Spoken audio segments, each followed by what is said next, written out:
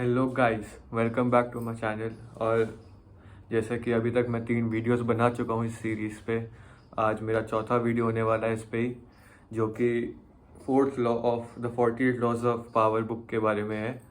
और जैसा कि अभी मेरे को फ़िलहाल एक कमेंट आ गया है जिसमें उन न्यू कमेंट में उनने नाम बता दिया इस बुक के ऑथर का, तो आज का क्वेश्चन वो नहीं रहेगा कि who is the author of this book.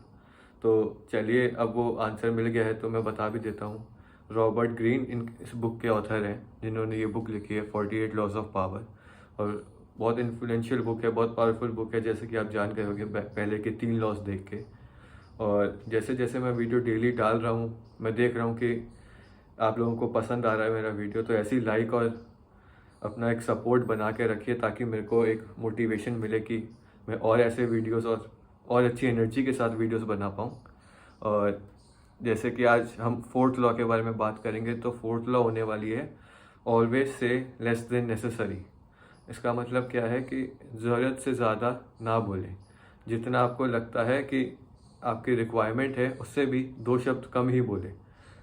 जैसे कि आज का वर्ल्ड आपको पता ही है कि क्या आजकल सिचुएशन है, लोग को बोलना आता है, सुनना नहीं आता। तो जो लोग बोलते हैं ना, तो कभी कभी वो अपनी ऐसी बातें बता जाते हैं बाहर जो नहीं बतानी होती। कुछ अपनी प्राइवेट बातें, कुछ अपने गोल्स, कुछ अपने मतलब एक्शंस जो लोगों को नहीं बताने होते। कि कभी कभी आप ऐसी सिचुएशन में होते हो कि आपको बता देना ज़्यादा रिस्की होता है ना बताने से, तो आपको वो चीज़ें हमेशा अवॉइड करनी चाहिए। तो always speak less than necessary. तो आज इसी के ऊपर मैं एक बहुत बढ़िया सा एक छोटी सी स्टोरी लेके आया हूँ, जो आपको हो सकता है एंटरटेन भी करे, कुछ इंस्पिरेशनल तो वो होगी, और आपको फैक्ट्स तो वो बता के ही जाएगी, एक्सप्लेन भी करेगी। बट मैं चाहता हूँ कि आप भी अब मुझे बताते रहें कि आप किस तरीके की स्टोरीज चाह रहे हैं, या जो मैं स्टोरीज बना रहा हूँ वही आपको अच्छी लग रही हैं, ताकि मेरे को पता रहे कि मैं जो स्टोरीज बता रहा हूँ वो काफ़ी अच्छी हैं, या मैं और फनी ह्यूमर लाऊँ इसमें, या मैं और एंटरटेनिंग बनाऊँ इसको बताते हुए। तो जो भी आप इस स्टोरी को जैसा भी आप बताएंगे, मैं वैसा ही उसको मिक्स एंड मैच करके बनाना स्टार्ट कर दूँगा। तो चलिए आज की स्टोरी शुरू करते हैं। आज की स्टोरी में भी हम ज़्यादा दूर नहीं जाएंगे, नोएडा दिल्ली इसी एरिया में ही रहेंगे। तो जैसे आज हम चांदनी चौक की बात ले लेते हैं। चांदनी चौक में जैसे कि आपको पता है बहुत बड़ा मार्केट है कपड़ों का, लेडीज़ का, जेंट्स दोनों के कपड़े मिलते हैं। और बहुत ही वेडिंग सीज़न होता है तो सबसे पहले इंसान चांदनी चौक की तरफ ही भागता है। तो वहीं का एक ले लेते हैं किस्सा। तो 2 लोग होते हैं वहाँ पे ना, जैसे एक कमेटी होती है जो जब भी कोई फेस्टिवल आता है, जब भी कुछ ओकेजन होता है, तो वो लोग इकट्ठा होते हैं और वो करते हैं, क्या कहते हैं कि जैसे कुछ ऑर्गेनाइज करा दिया, कुछ थीम आ रही है, कोई दिवाली आ रही है, जैसे कुछ हो रहा है, तो वो कमेटी काम करती थी वहाँ पे ऑर्गेनाइजेशन का, कि सारी अरेंजमेंट्स करना, सब कुछ हर चीज़ करना, चंदा इकट्ठा करना, सब कुछ वही करते थे। तो अब होता क्या है कि ये लोग एक कमेटी बनाते हैं, तो उसमें 2 लोग होते हैं। जैसा कि आपको पता है, मैं नाम तो अर्जुन ही रखूँगा और दूसरे का नाम वर्मा ही रखूँगा।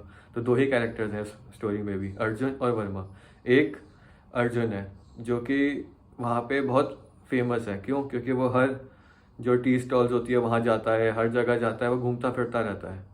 घूमता राम भी है, वो वर्मा भी है, बट वो इतना वो नहीं था पॉपुलर।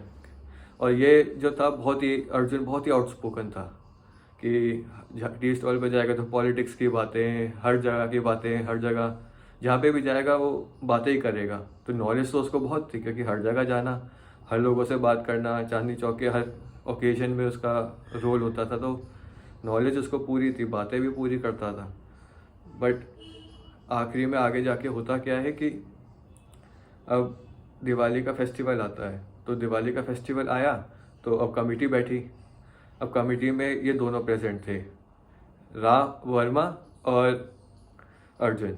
अब अर्जुन तो जैसे आया मीटिंग में, सबसे पूछा गया कि क्या करना है, कैसे क्या करना है। तो अर्जुन के पास तो बहुत प्लान्स थे अच्छे खासे, कि दिवाली पे हम इस तरीके के क्रैकर्स लाएंगे, इस तरीके के मिठाइयाँ लाएंगे, इस तरीके की लाइट्स लाएंगे, कि पूरा चांदनी चौक कैसे सजाना है। उसको सारे मतलब आइडियाज़ परफेक्ट बना के लाया था वो।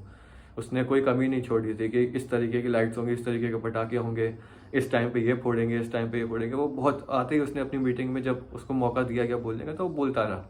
उसने कम से कम आधे घंटे में पूरा प्लान सबको समझा दिया कि वो A to Z क्या चाहता है, सब कुछ मतलब उसने बना दिया। और सब लोग मतलब वो हो गए कि चलो हाँ, एक ने अपना सजेशन दिया है, अब बाकी और दो। तो वहीं पे वर्मा बैठा होता है। अब वर्मा क्या करता है कि अब वर्मा बस एक दो लाइनों में दो चार चीज़ें बोलता है कि इस दिवाली को सिंपल रखो, ज़्यादा लाइट्स ज़्यादा अच्छी लगेंगी, ना कि ज़्यादा क्रैकर्स, तो क्रैकर्स लिमिटेड रखो। और जो भी क्रैकर्स हम लेना चाह रहे हैं वो बस सिंपल रखो, कि हमें ज़्यादा तामझाम नहीं चाहिए, ज़्यादा कुछ नहीं चाहिए। जितना सिंपल होगा उतना लोगों को मज़ा आएगा, उतने ही लोग बाहर आएंगे, उतना ही लोग इंगेजमेंट बढ़ाएंगे। तो अब होता क्या है कि ये सुन के पूरी जो कमिटी होती है वो इम्प्रेस हो जाती है। क्यों? एक तो वो पूरे टाइम शांत बैठा, उसने एक भी बार बीच में कुछ हैंड रेज नहीं करा, कुछ मतलब होता है डिस्टर्बेंस क्रिएट ही नहीं करी। तो जब उसने डिस्टर्बेंस क्रिएट नहीं करी तो लोगों को लगा कि चलो, जब इसकी बारी आई तो लोग थोड़ा इन्फ्लुएंस हो गए उससे, कि उस मतलब जो बंदा था लॉन्डे ने कुछ नहीं बोला, एक बार में बस 2 लाइनें बोली और उसने पूरा गेम पलट दिया। और अब सब उसकी बातों में आ गए और सबने बोला जैसा वर्मा कहता है वैसा ही करो, क्योंकि सिंपल रखेंगे, खर्चा भी कम होगा और जितना ब्राइट लगेगा उतना ही लोग फोटोज़ खिंचाएंगे, बाहर आएंगे। मतलब होता है ना कि जब इतना सिंपल होता है लोग बाहर आके फ़ोटोज़ खिंचाना पसंद करते हैं, दिवाली पे सेलिब्रेट करना, बच्चों के साथ आना पसंद करते हैं, तो उतना ही चांदनी चौक की सेल भी बढ़ेगी। तो अब उसका प्लान वो होता है, फॉलो होने लग जाता है वर्मा का। तो अर्जुन अब हो जाता है नाराज़ कि ऐसा ऐसा है। वो वर्मा से बहुत अच्छा भी दोस्त होता है, बट इतना कोई उसको वो नहीं होता कि मतलब जैसे होता है ना कि अब कमेटी में एक आदमी की बात सुन ली जाए तो दूसरा हमेशा चिढ़ ही जाता है। तो वही स्टेज हुआ। बट हुआ क्या, आखिरी में जो वर्मा ने बोला था वही सजेशन लिए गए, वर्मा के हिसाब से सब चला और आखिरी में दिवाली मनाई सबने अच्छे से। और ऐसे ही हम मतलब यही एक स्टोरी का पार्ट है जो ख़त्म होता है, जिसमें अब वर्मा की बात मानी गई जस्ट बिकॉज कि उसने मतलब इस लॉ का यूज़ करा कि always say less than necessary. तो उसने कम ही बोला, कि ज़्यादा बोलता, जैसे उसने आधे घंटे का भाषण दिया तो लोग उसको बोर हो जाते, क्योंकि लोगों का टाइम स्पैन 2-4 मिनट का ही होता है। वो 2-4 मिनट में जितनी इन्फॉर्मेशन ले सकते हैं वो लेते हैं, उसके बाद वो आगे बढ़ जाते हैं, कि वो चाहते हैं शॉर्ट और क्रिस्पी मिले नॉलेज। तो वैसा ही उसके साथ हुआ। तो वर्मा इसमें जीत गया। और फिर यही हमें इसमें लाइफ लेसन मिलता है कि चाहे कितने स्ट्रॉन्ग पीपल, कितने इन्फ्लुएंशियल पीपल की लिस्ट उसमें आ जाओ आप, बट जितना आप कम बोलोगे, टू द पॉइंट बोलोगे और जितनी ज़रूरत है उससे कम बोलोगे, तो लोग आपको ज़्यादा सुनेंगे। चाहे आपकी बात में उतना दम हो ना हो, बट आपको एक बार तो कंसिडरेशन मिलेगा। जैसे हम देखते हैं कि पॉलिटिशियंस हैं, कितने लोग हैं, हमेशा बोलते ही रहते हैं, बोलते ही रहते हैं, बोलते ही रहते हैं, बट कुछ होते हैं जो 2-4 लाइनें बोलते हैं और उनकी बात मान ली जाती है। तो वैसे ही इस लॉ का यूज़ वैसे तो हर जगह करा ही जाता है, और जहाँ आप करेंगे वहाँ ही आपके लिए बेनिफिशियल है, क्योंकि कम बोलोगे ज़्यादा सुनोगे, ज़्यादा सुनोगे ज़्यादा नॉलेज आएगी। क्योंकि बोलने वाला अक्सर नॉलेज कम रखता है, बट सुनने वाला हमेशा नॉलेज उससे ज़्यादा ही रखता है। तो उसको पता होता है कि किस समय पे क्या बोलना है, कितना बोलना है। तो हमेशा कम बोलें, बट जितना नेसेसरी है उतना ही बोलें। कभी भी ये ना सोचें कि ज़्यादा बोलने से लोग इन्फ्लुएंस हो जाएंगे या कुछ मतलब इम्प्रेस हो जाएंगे। जैसे अब मैं एक छोटा सा, एक ज़्यादा वीडियो बड़ा नहीं करते हैं, एक छोटी सी बात बताता हूँ।